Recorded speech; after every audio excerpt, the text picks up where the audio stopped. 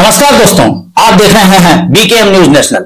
मैं घनश्याम यादव। छत्तीसगढ़ में जमीन की सरकारी दरों में की गई भारी वृद्धि को लेकर राजनीतिक माहौल तेज हो गया है।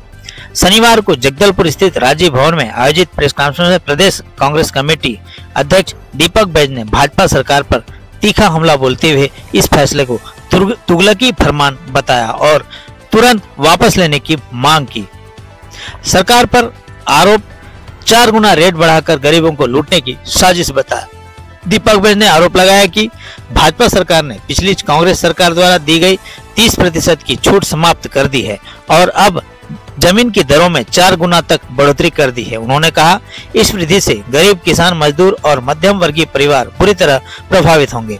जमीन खरीदना उनके लिए सपना बनकर रह जाएगा। सरकार की नीति जनता विरोधी और समझ से परे है। प्रेस वार्ता के दौरान बैज ने सरकार पर गंभीर भ्रष्टाचार के आरोप लगाए।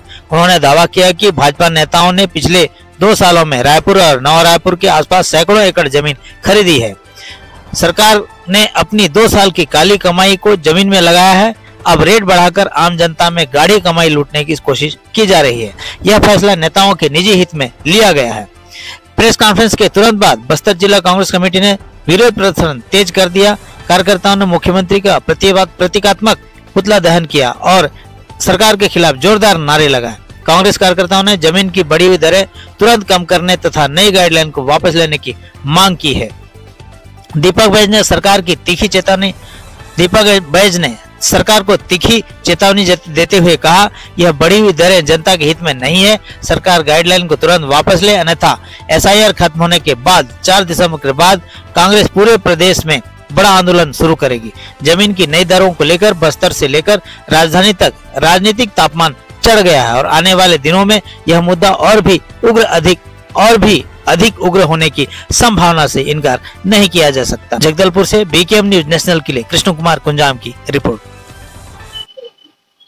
क्योंकि हम आम जनता, गरीब, मध्यम परिवारों के साथ अन्याय कांग्रेस पार्टी कभी बर्दाश्त नहीं करेगी। इसलिए आज पूरे प्रदेश स्तर में प्रेस कॉन्फ्रेंस कर पुतला जलाने का निर्णय प्रदेश कांग्रेस कमेटी ने लिया है, जो कि इस सरकार को सीधा सीधा चुनौती दे रहे कि गाइडलाइन दर को कम करना चाहिए। दूसरा, पूरे प्रदेश में धान खरीदी चल रही और इस धान खरीदी केंद्र अभी भी व्यवस्थित नहीं है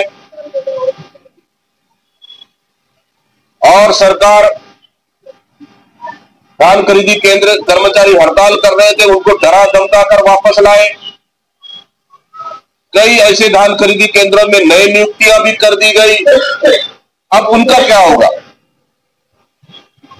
जो ऐसा नए नियुक्तियां किए थे कि सरकार ने, वो लोग कहीं दूसरे ऑफिस, दूसरे कार्यालय में, कहीं प्राइवेट, कहीं अन्य जगह काम करते थे। अपना काम छोड़कर सरकार के भरोसे में वो वहां पे धान खरीदी केंद्र में काम करना शुरू किया। लेकिन आज फिर हड़ताली कर्मचारी वापस होने के बाद फिर उनको बाहर कर दिया गया।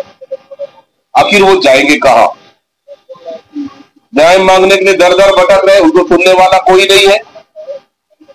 और पूरे प्रदेश में आज भी 5 लाख से अधिक किसानों का पंजीयन नहीं हुआ है। सरकार सीधा सीधा रकबा काट रही है किसानों का और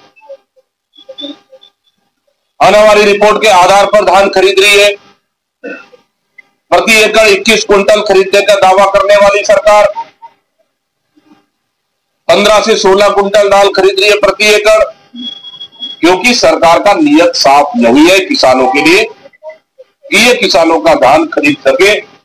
इसलिए प्रदेश के किसान भी आंदोलित है, क्योंकि लगातार सरकार न डीएपी दी समय पे, न यूरिया दिया समय पे, न वो जो हड़ताली कर्मचारियों का उनका मांग पूरा किए। कहीं न कहीं किसानों के हित में सरकार का नियत साफ नहीं है। इसलिए इस तरह की निर्णय सरकार कर रही है, क्योंकि इस सरकार आम जनता और किसान के साथ छलावा कर रही है। इसको भी प्रदेश कांग्रेस कमेटी ने गंभीरता से लिया है। निश्चित रूप से किसानों के साथ अन्याय होने नहीं देंगे। किसानों के पक्ष में आने वाला समय में प्रदेश कांग्रेस कमेटी बराबर खड़े रहेगी और उनकी हित की लड़ाई, उनकी हक की लड़ाई कांग्रेस पार्टी लड़ेगी।